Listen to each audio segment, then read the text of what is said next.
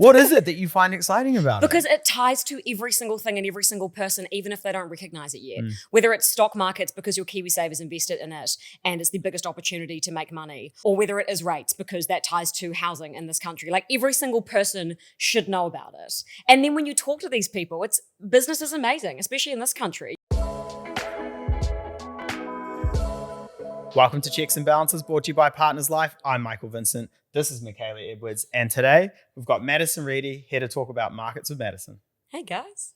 How you going? I'm really good. Thank you so much for having me. I'm so excited to have you on. Me it's too. It's nice to have like a female, that's big in the business space, There's not in the many of finance us. space. Yeah. No offense, That's cool. I mean, and right before we did this, I didn't have a diva moment, but I definitely was like, no, I don't like the title of the episode. I want to talk about Madison. So whatever questions Michaela has in front of her are absolutely irrelevant now. We're going to go wrong. Yeah, absolutely. I like wing it. Yeah. No, but like just to jump into it, you've been in the journalism space for a long time.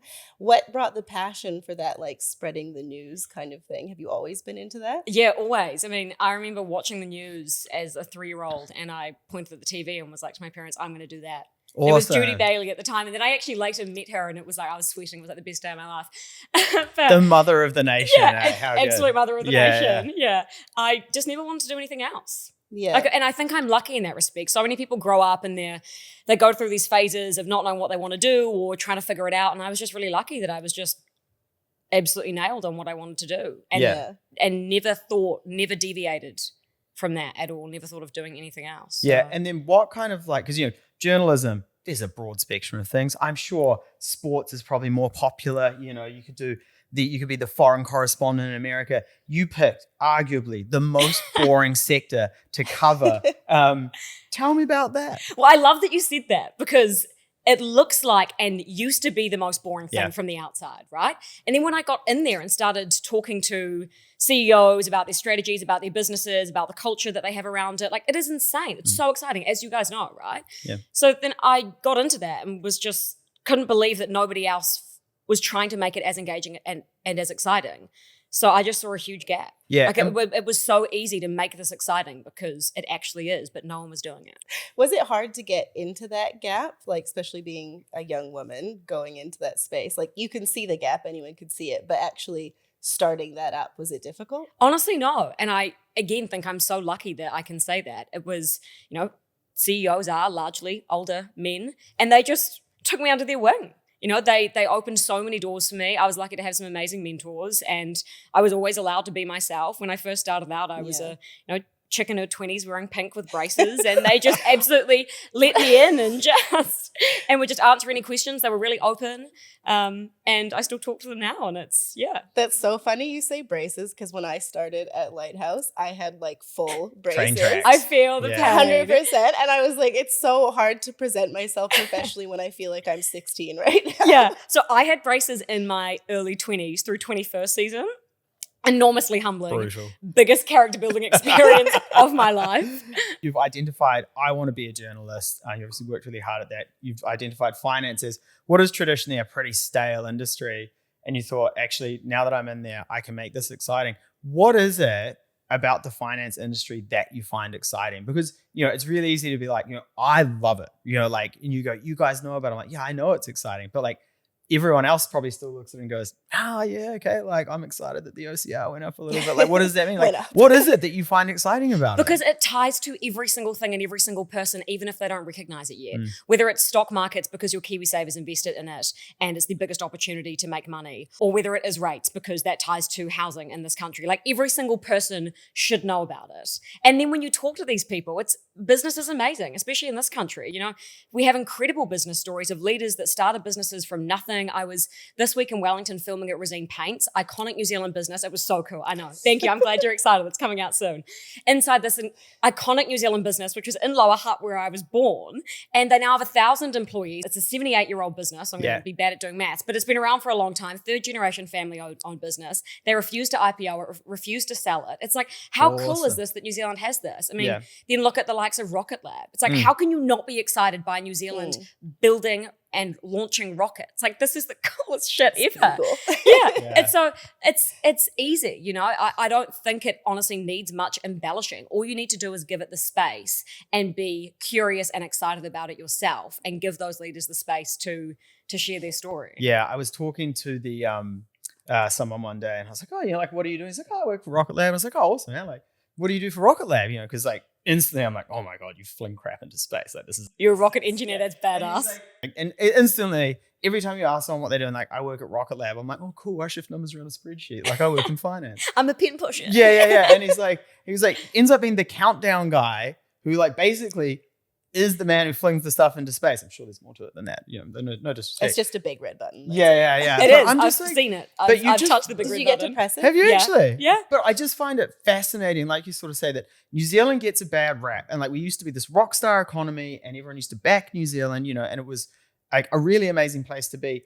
And we kind of lost that for a bit. And there's a lot of stuff I think that has played into that, you know, like COVID and, you know, some like pretty tough economic times. And, you know, maybe some of the direction of the leadership has maybe gone awry a little bit.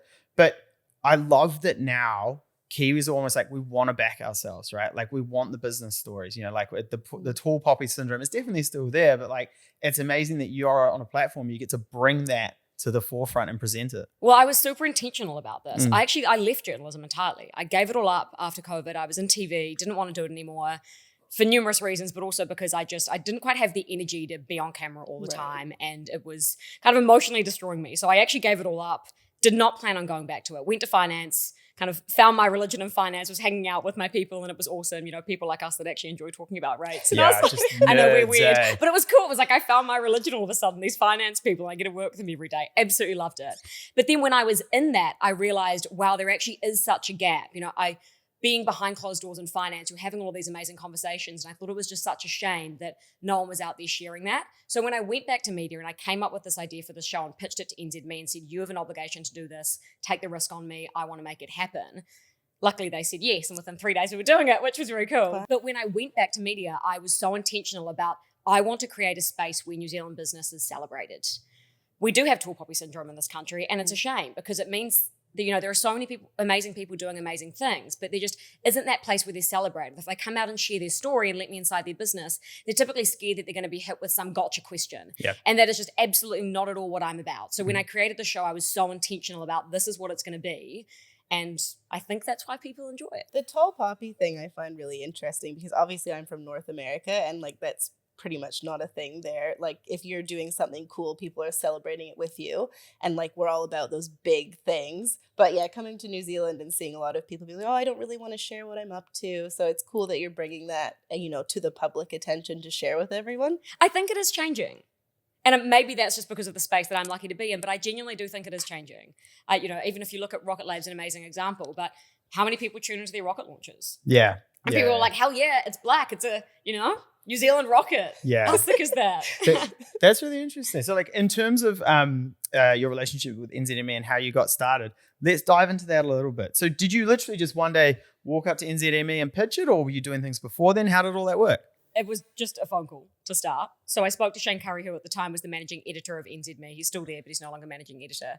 And I said, look, I think we should do something like this. And within 3 days, I'd had a coffee with him and the managing editor of business at NZME, Duncan Bridgman, who's my boss. He's awesome.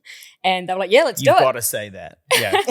Shouts to Duncan. Honestly, he puts up with so much shit from me. Can you imagine me throwing these ideas, being like, Duncan, I need to go to Virginia to film a rocket launch site. Can you imagine putting up with me as an employee? That was a sweet I'm video. relentless. Exactly. But hey, I got there. I'm We like, have if you one were of not those. relentless, this stuff doesn't happen. Yeah, So, we have one of those in our office. He's usually sitting next to me. Yeah. James. Yeah. But yeah, I said, look, I think this is an idea. And what the initial idea for the show was like a daily talking about markets, really stock heavy information type newsy show. And thank God it has evolved from that. And actually, thank God they also said to me, let's make this 2 days a week, Maddie. Let's start there. And now I'm like, the amount of energy it takes and planning and producing and filming to even make 2 awesome episodes a week. I'm like, wow, I'm so glad that they did not make this daily. But yeah, that is how it started. I just had an idea. I had no idea it was going to work. Absolutely no idea. Yeah. It started as notes in my phone. And now it's a whole big beast, and it's my a full-time little- gig. A little bit of naivety goes a long way when you're doing this sort of stuff, because you don't know, like, you know, obviously you have a media background. You don't know what you don't know And sometimes that's quite a good thing. I knew there was a gap. Yeah. So I knew that. I knew there was a gap to be filled. Whether I was the right person to fill it, whether or not I had the right connections and the right knowledge to fill it, I was hopeful, but I genuinely didn't know. And I think to your point earlier about sort of women in business, like I don't think we back ourselves enough. Like I genuinely didn't think it was going to work. I didn't know if sponsors were going to want to throw money at it. I didn't know if, I had the intelligence to have these conversations with, the most high profile investors or Michael Saylor for 2 hours, So, I mean, granted, I have learned a lot along the way. So what I'm doing now, I could definitely not have done 2 years ago, but also going to finance was actually the best thing for me because I learned how those conversations occur internally. And looking back on the way I did it, leaving media and going to finance and then coming back with that knowledge, this wouldn't have been possible without kind of making those decisions earlier on. And what are you telling yourself when you have those thoughts and those self-doubts? Like, I don't know if I'm intelligent enough, right? Because, everyone has these types of thoughts. And to your point before about being a woman in business and definitely in the media space and then in finance on top of that, what are you telling yourself when you're having these self-doubts and these thoughts? Like, how are you getting through it? Coffee, a lot of deodorant. I mean, honestly, it's a confidence thing, right? And I try and just relax and not command it too much and just let it happen. What will be, will be. And I just think I'm really lucky to be in these conversations a lot of the time, and I don't take them for granted. So I'm not trying to be anyone that I'm not. And just being comfortable and being myself, which I would say I probably didn't start feeling comfortable on that until this year. Yep. So we're at 156 episodes of the show now. And the first 100, I'm like, please don't watch them. They're terrible. Like, they're so bad. My knowledge definitely wasn't up to scratch. But now I'm comfortable that, I definitely do not know everything, but I actually think that's such an awesome position to be in. And I just lean into being curious. I'm like, I don't know everything. I'm sitting in front of Peter Beck. He knows a hell of a lot more about building rockets than I do. Like, I'm by no means an engineer, I don't even have a formal finance background. I don't even know all my times tables. But if you're curious, I stop it 3 times. Yeah. You want 4 times something? I'm not you guy. Yeah. Online calculator. Yeah. Best thing ever. But I think if you're curious then and passionate about wanting to know more, that is the only qualification you need. Well, that's the thing too, because as long as you're asking heaps of questions on your show, like the people watching it want to know things. They're not there to listen to 2 people that are experts on it, just talk about what they know internally. They want to know the basics, know the ins and outs. So it's really cool that you're doing that. And I am by no means the important part of it. Like, I'm just the conduit in the middle who is just lucky enough to turn up to these places and these businesses and film it for the audience. Like, it is not about me. I'm the least interesting part of it. Like, I'm there just as curious and excited as I think my viewers would be. And I'm just like, holy hell, tell me more. So that's how I try and play it. How do you choose, obviously there's so much going on in the markets globally because you cover stuff not just in New Zealand. How do you choose what you're going to talk about each episode? That's such a good question. Often some weeks it's like, oh my God, what are we going to put on the show this week? Look, I even asked you guys this question over breakfast, like, how do you decide what to put on your podcast often? There are numerous things happening all the time. Like, for example, we have a rates decision coming up in this country. The Fed would have done one a couple of weeks ago. So elections, politics, exactly. There are these calendarized things in business that make it easy, that are clearly events that drive markets that you have to follow, right? Yeah. So, but the way I try and balance my show, because as I mentioned, I do some private businesses, like Resine is not a listed company. So historically I would have just done listed companies and economics. But now that I'm doing more private businesses as well, I try and keep a balance that, if I've done lots of listed companies because it may be financial earnings season, and I feel like we should maybe do some more private businesses that no one really knows what's going on. So I try and go, I just kind of feel it out. And then if I've done 3 rates and economic episodes in a row, I'm like, oh, I'm done with that. Or, I want to go do something completely different, like rockets or electricity or Bitcoin or something, just to really mix it up. Yeah. I think the best thing you can think about is, am I bored, or do I feel like I need to know more about this? Bitcoin is actually a really good example. I think I was relatively early on that in New Zealand in terms of covering it. As far as I know, nobody else in this country covers it in mainstream media to the degree that I do, definitely. And I just realized that I didn't have enough knowledge about it. So I sought, talking to people about it. And by nature, I was like, I should be sharing this with my audience. Yeah. So the whole thing's a journey. And I'm like, if I'm learning something or I'm excited by something, I just want to share that. Yeah. James and I often struggle with that because I am an economics nerd. And I will get absolutely whipped up into hysteria by some economics chat, and James is like, mate, we can't put this out there. That's Right? not me Yeah, either. he's like, you find it interesting, and about 4 other people will find that interesting. You know? I'm one of those 4. Yeah. You got one. Well, I'll listener. just leave Guaranteed. that. I'll just see myself out. Yeah. Before we move on, we talk all the time about planning and growing our wealth, but protecting that wealth is just as important. That's why having the right insurance in place can help when life goes unexpectedly. And that's why this episode is brought to you by Partners Life, a New Zealand operated award-winning insurance provider with over 300,000 Kiwis insured and 89% of claims paid. Partners Life understand that having some insurance is better than having no insurance. They have flexible and personalized solutions for any budget or situation. Check out their website in our show notes below. Your platform at the moment, through NZME, fundamentally, the media landscape is changing in New Zealand. How are you pitching yourself, and what are you kind of doing to future-proof the way that you are presented and the channels that you're working through in those avenues? I am so huge on external distribution platforms. Yeah. I think you have to be where viewers are. And when I created the show, I optimized the format of it. Everything about it is optimized for the likes of YouTube or Spotify video because I just knew that that's where the audience was, and they currently weren't being served there in terms of like New Zealand business content. So that's where I saw that gap. Obviously, we have our own platforms at the Herald as well, but I say this to my bosses, I view that as like the billboard for the content. Yeah. When I came up with the idea for the show, so where can I put it? Where is the guaranteed audience already that we can plaster this over and they get it? Like it's the most instantaneous place to put it. The audience already exists. But where the audience didn't exist, where NZME hadn't captured an investor audience yet, was on all of these other platforms. So I've been able to grasp and grow and build this whole entire new audience on other platforms that they previously weren't serving. I think that external platforms, there's a lot of power in them without obviously giving too much away in terms of our own platforms being powerful as well. Right. We are very lucky to have a very engaged, awesome audience, but there's so much more out there, and also a global audience. Like my YouTube viewers, half of them are in the US now. Really? Which is cool. Do you find there's like a because when I was watching some of your videos, I know a lot of them do cover US topics. Do you think there's like a big hunger in New Zealand to know about what's going on in other countries, especially the US? Because I find New Zealand news, for example, focuses a lot on American topics. And like, I get it, it's more entertaining. It may feel like that just over the past few months, given that there has been a big election. It's probably felt oversaturated for a little bit. But, New Zealand is a small place, right? There's only 5 million people here. Not all of those watch or are even interested in news. The number of those that are interested in business news is even smaller. So you can only play to a small market here. So you do have to look bigger. Yeah. This is actually some advice that Peter Beck even gave me, and I've heard him say this to other people before as well, is that you have to look beyond New Zealand. You have to be so ambitious about that. And I do think the world also wants to hear about New Zealand business stories. So if we can put those stories to a global audience, like, oh my God, what an opportunity. Yeah. I guess when we're talking about like on our platform, we try and keep it as, generic as possible so that people are engaged, because we have such a not a limited scope, but a scope that can get pretty boring pretty quickly. See, I disagree with this. You reckon? Yeah, I do. See, I have a real issue with the simplification of business and economics. I think it dumbs it down too much and it only makes our people James dumber.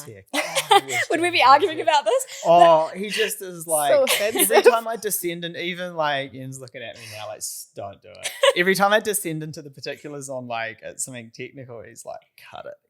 Yeah. So no, I think this is like that. If that's the knowledge you have, like you should be sharing it. Like lean into your strengths. Yeah, I mean, like, side note, my like dream podcast, if it didn't matter, I would do like a podcast on the intersection of art and economics, and I would dive into that forever, because I find, one, the art world fascinating, 2, economics fascinating, and when those two things intersect, like my mind is always blown. Are you pitching an NFT podcast? Are NFTs even still happening? I believe so. I don't know. I haven't done an episode on them. I've kind of stayed clear of that. Yeah.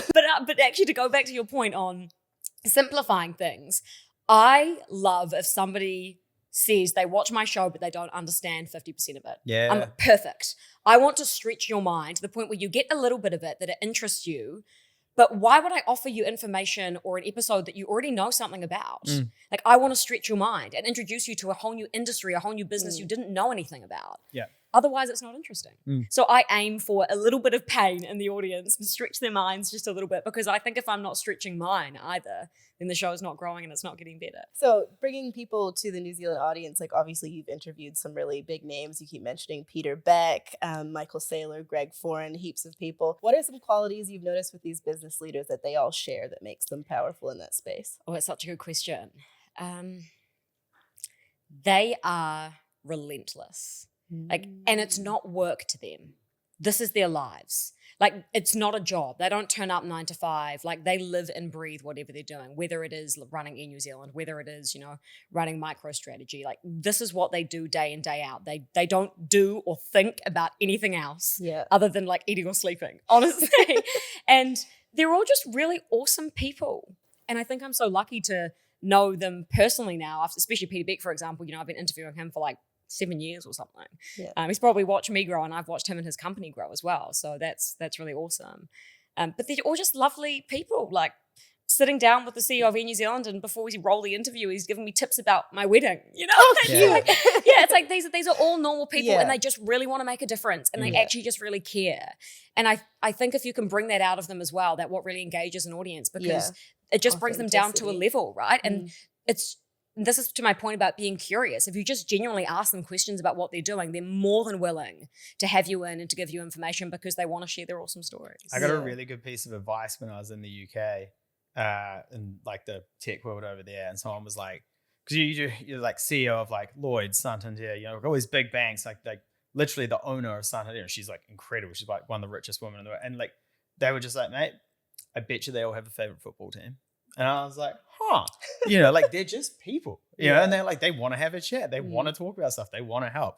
Yeah. It's a really kind of leveling thing when you're like, actually, this person has a family and stress and jobs and everything. And like, they just want to chat. Everyone's human. And to your point around people just want to help, every single interaction I've had with an executive typically leads to a future awesome opportunity. And not only the amount of time and investment they're willing to put into me by giving me their energy, but also by offering help. Who else do you want to interview? Who else do you know? Or, gosh, go to this place for lunch. Or, this person will sort you out. Like, they are so helpful. And I think if what we don't have in this country enough is like people asking for help or a connection. And, Peter Beck, for example, gave me Vinod Khosla, one of the biggest VC investors in the world, like multi-billionaire, runs Khosla Ventures. I interviewed Vinod Khosla. I was like, what is my life? Like, this is insane. I remember that one so vividly because I got engaged the same day. So it was my last interview of 2023. Exactly. So Vinod is a special place in my heart for many reasons. And I told this team that, and they loved it. I sent them a photo afterwards. But, like, the opportunity from New Zealand is actually so immense. People think we're at the bottom of the earth and we don't have all this opportunity. It's like, well, if you're not asking for it, it's not going to come, because the opportunity isn't just going to arrive on your lap. You have to seek it and hunt it and be relentless about it. But if you are willing to put yourself on the line and ask for these opportunities from the right people, they will come. So it sounds like you've learned a lot from New Zealand guests and people that you've met, in our local, lovely, small country. But you've traveled to the States quite a few times as well, right? And I think you've spent a bit of time on Wall Street. So what are some things that you learned there? Is there anything that helped you in your career path? Yeah, I just got back. So I got back probably 2 or 3 weeks ago. Mentioned I was at a rocket launch site in Virginia to go see the Neutron launch pad for Rocket Lab, which was insane. We filmed there for 5 hours. It was just like the best day of my life. And I had 2 hours sleep, and it was the best experience ever. And also filmed the Michael Saylor Bitcoin episode at his apartment in Washington, DC. No idea how I got into his tiny apartment. Probably it was gorgeous. Yeah. And his staff was super, super lovely. Yeah. They were amazing. His security guards were awesome. They let us film as well. They were good fun. They kind of protected us. Yeah, it's just like a little one-beddy studio. It's fine. It was not. But I mean, again, these are the opportunities that I'm just like, what is life? Like, how has this happened? But just don't ask, don't get. And did go to Wall Street. So I did an interview with somebody who I already knew actually on Wall Street. And I was standing on a box outside the New York Stock Exchange doing a piece to camera. And yes, I have to stand on a box often, Mike, because I am not super tall. And an Aussie said to me, oh, you're a Kiwi, and started asking me about my show. And he looked up on YouTube. So it was really cool to see and genuinely know now that my show and the format of it does fly internationally. Yeah. I didn't know that before that. And obviously the views that came out of the US episodes were incredible as well. So to kind of have that as a proof point, I always thought, I think this would work. And to know that it does career-wise, I think is really awesome. And the audience loved the episode. So hopefully the plan is to go back. I am going to Vegas actually in a couple of weeks with AWS to film some episodes there. So that should be fun. Nice. Yeah. But yeah, the opportunities just keep coming. It's crazy. Yeah. So Vegas, what else is next on the plate for Markets with Madison? I'm going to go to Monaco. Yeah. I the want to do an French F1. Riviera. Yeah, an F1 That would episode be would cool. be cool, right? That would The be. audio at an F1 would just be insanely horrible. She might have to stand like very, very far away. No, I think, well, this is like, you want to bring your audience to these places, Yeah. right? And, I don't honestly know what comes next with the show, but if I can keep taking the audience to amazing industries, inside awesome businesses, keep learning along the way and teaching them about industries they may not know as much about and opening up that, then that is what I will keep doing. Like whatever that looks like, wherever that is, that's the aim. Yeah, that's basically what James is doing today. It's why he's actually on like a scouting trip on location. Where is he? He's like the French Riviera or something? Like I thought he was in Invercargill. Yeah. A sunny place for shady people. I would love to know, do you have an absolute dream guest to have on Markets It's with such a good Madison? question. Elon. Yeah. Totally. I want to pick that man's brain. Yeah. Like just what an intellect in terms of engineering and what a hustler. Yeah. Just the amount that Elon can get done. I just want to know like his schedule. I'm like, show me your calendar. Like how are you this productive? Does the man sleep? I would love to talk to him, especially about space and Starlink.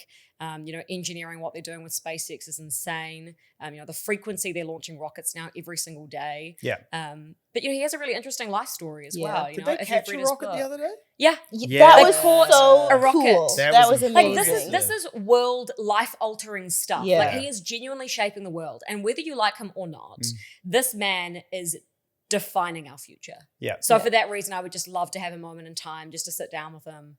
Jeff Bezos would be pretty cool too. Yeah. Yeah. Michaela, your dream person? Dream guest on my podcast? I can't answer that right now. You let us know at the end. Okay, you can come back to me on that one. Who's yours? Oh, Yeah, Oliver deflect. Sacks. Yeah. He's a neurologist. He's like fascinating, cured like Wow. encephalitis lethargica. There's a movie about him where Robin Williams plays him. I'd be wild if it was Robbie Williams. Yeah, just one of my favorite people of all time ever. He's absolutely fascinating. Yeah, Lived that an would be so incredible interesting. life.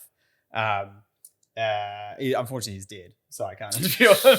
In fact, to that point, I would have loved to have interviewed Charlie Munger. Yeah. So Warren Buffett is on the dream list. Yeah. Just to wrap it up, what would be some advice you'd have for someone that's also trying to pursue a career in broadcasting and maybe specifically that finance space? Don't. Honestly, if somebody is just doing a career in broadcasting, what are you doing?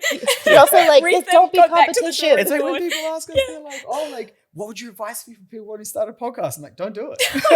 Literally, don't do it. I think the advice would be just be yourself, because that resonates with people far better and far bigger than anything else. And just always be curious. Like being curious is the best thing you can be. And the doors it open for me are absolutely insane. And also just be flexible. Like things are not going to work out as you expected. Think on and your just toes. roll with it. Exactly.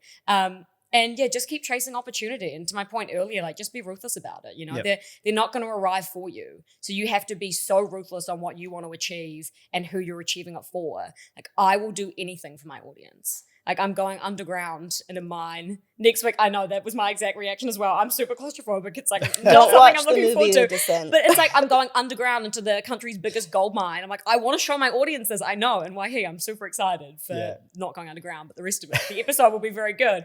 But I will do anything for them. I'm like, if this will show them an awesome industry and an awesome company, let's do it. So I'm always thinking about them, always thinking about how we can do things bigger and better. And hopefully the opportunities just keep on coming. Awesome. Amazing. Madison, super impressive, both as a person and as Markets as Madison, as the brand and the product. What is next for you and the show?